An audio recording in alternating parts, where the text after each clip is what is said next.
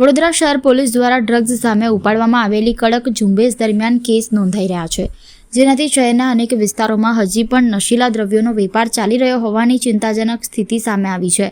છેલ્લા એક અઠવાડિયાથી વડોદરામાં ચરસ, અફીણ અને ગાંજા સહિતના નશીલા પદાર્થોની સતત જપ્તી થઈ રહી છે.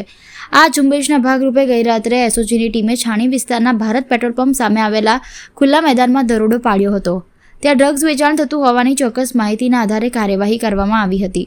પોલીસે શંકાસ્પદ હાલતમાં ઝડપાયેલા હરિજિંદરસિંહ ઉર્ફે બોબી સરદાર સતોકસિંઘની તપાસ કરતા તેની પાસેથી અંદાજિત 2.26 લાખ રૂપિયાની કિંમતનું 11 ગ્રામથી વધુ હેરોઇન મળી આવ્યું હતું. ઉપરાંત આરોપીની પાસેનો મોબાઈલ ફોન પણ પોલીસ દ્વારા કબજે કરવામાં આવ્યો છે.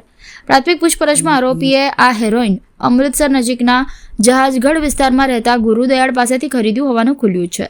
આ વિગતોના આધારે પોલીસે ગુરુદયાળને વોન્ટેડ જાહેર કર્યો છે અને તેની ધરપકડ માટે કાર્યવાહી શરૂ કરી છે.